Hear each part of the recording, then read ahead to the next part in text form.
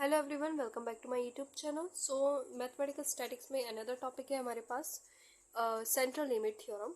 ये थ्योरम आपके एग्जाम में बाय नेम आती है, लॉन्ग क्वेश्चन में आती है, तो आपको इसके स्टेटमेंट और थ्योरम का प्रूफ दोनों याद रखना है। मैंने काफ़ी सारे वीडियोस मैथमेटिकल स्टैटिक्स में आपको प्रोवाइड करा चुकी हूँ, इंपॉर्टेंट थ्योरम्स, इंपॉर्टेंट टॉपिक्स। तो आपने वो सभी नहीं देखे हैं तो मैं उन सभी वीडियोज़ का लिंक डिस्क्रिप्शन बॉक्स में दे दूँगी, आप वहाँ से जाके देख सकते हैं। सो स्टार्ट करते हैं अपनी आज की वीडियो, सेंट्रल लिमिट थ्योरम।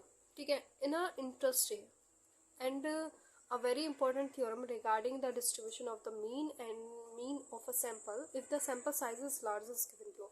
जहाँ पे हमारे पास सैंपल साइज कैसे होता है, लार्ज होता है, तब हम सेंट्रल लिमिट थ्योरम का यूज़ करते हैं। ठीक है, बहुत इंटरेस्टिंग है, बहुत ईजी भी है, फॉर्मूला बेस्ड है, आपको याद रखनी है, बस सिंबल याद रखना है, स्टेटमेंट याद रखना है, थ्योरम को 2 से 3 बार लिखना है और आपने एग्जाम में अच्छे से करके आना है।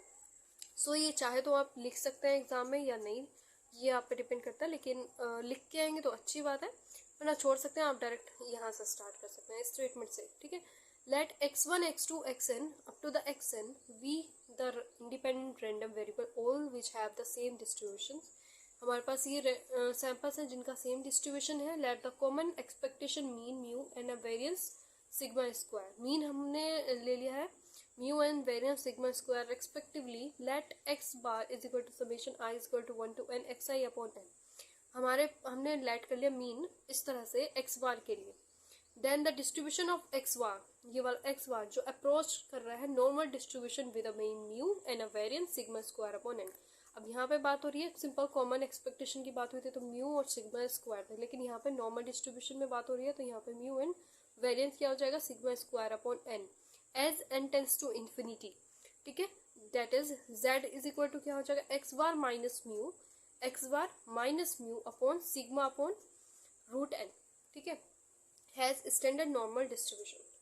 ओके, नाउ प्रूफ देखते हैं, लेट कर लेंगे।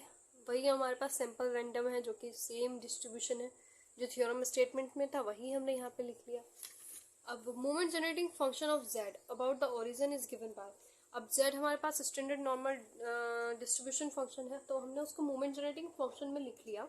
M Z t is equal to क्या होता है, expectation e raise to the power z t. जेड क्या है हमारे पास, x bar minus mu upon sigma root n by t. अब हमने देखो इस चीज़ को इस तरह से मैंने यहाँ पे खोल लिया है कि expectation e raise to the power minus के mu t sigma upon root n और x bar t sigma upon root n.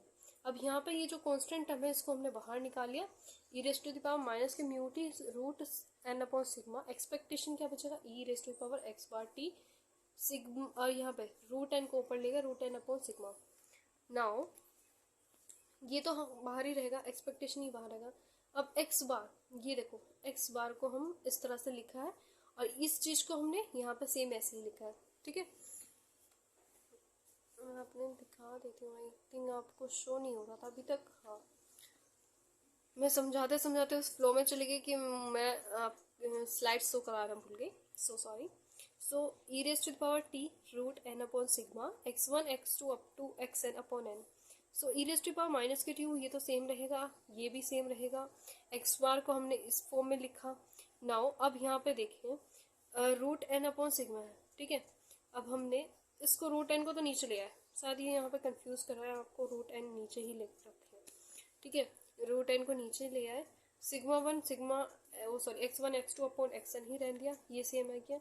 ये हमारे पास मोमेंट जनरेटिंग फंक्शन हो गया किसका, x one plus x two upon x n के लिए और t upon sigma root n के लिए। Now e raise to power minus के u t root n upon sigma m x t t upon sigma root n, और ये हो गया हमारे पास moment generating function of z e raise to power minus के mu t root n upon sigma m x t sigma root n और इस पूरे की power n, because the random variable are independent and have the same moment generating function taking the logarithm. अब हमने इस पे logarithm लगाना है। ठीक है, जैसे कि हमने लोगारिथम यहाँ पे लगाया, log M Z t is equal to minus के mu t root n upon sigma आ जाएगा plus n log m x t t upon root sigma N.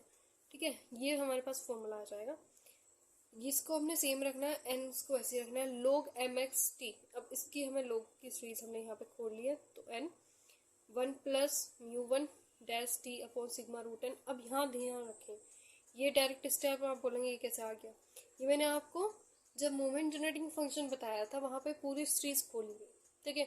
वो जो पूरी सीरीज खोली थी उसी पूरी सीरीज को हमने यहाँ पे डायरेक्ट लिखा है बाय द फॉर्मूला। तो आप मोमेंट जनरेटिंग फंक्शन की हेल्प से यहाँ पे लिख सकते हैं। तो बाय मोमेंट जनरेटिंग फंक्शन,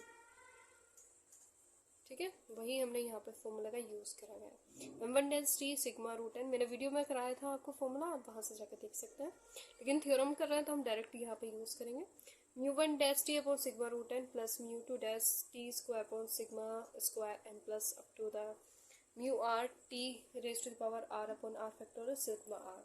म्यू1 म्यू2 डैश हमारे पास मोमेंट जनरेटिंग कॉमन डिस्ट्रीब्यूशन है of x about the origin, ठीक है। So log m x t is equal to minus के म्यू टी रूट सिग्मा, तो सेम ही रहेगा प्लस एन।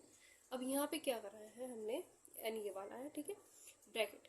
अब अंदर हमने फिर से फॉर्मूला यूज करा गया है mu one dash t upon sigma root n, इसको म्यू वन डैश टी लिख दें plus mu two t upon sigma root n, ठीक है, माइनस 1/2। अब हमने क्या करना है, यहाँ है 1 अपॉन 1, ठीक है, minus 1/2 mu one t upon sigma root n. ये अंदर वाली चीज सेम है, जैसे ही माइनस 1/2 लेंगे तो 2 स्क्वायर प्लस 1/3 लेंगे तो 3 क्यूब प्लस अंदर वाली चीजें जो ऊपर थी ये यही है, सेम है, ठीक है। नाउ जब log M Z t is equal to minus mu root n upon sigma plus mu one dash root n upon sigma t plus, अब हमने इसको ब्रैकेट को खोल लेंगे अलग अलग और टी कोफिशिएंट वाले एक तरफ ले लेंगे और टी स्क्वायर कोफिशिएंट के हमने इस तरफ ले लेंगे।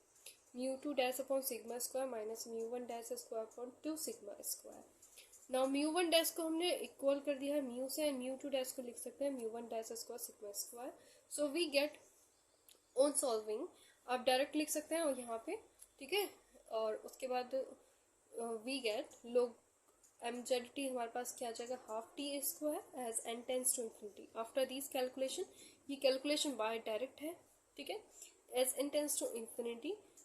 और जैसे ही हम लोगारिथम यहाँ पे हटाएंगे तो हमारे पास आ जाएगा M Z t is equal to e raise to the power half t square.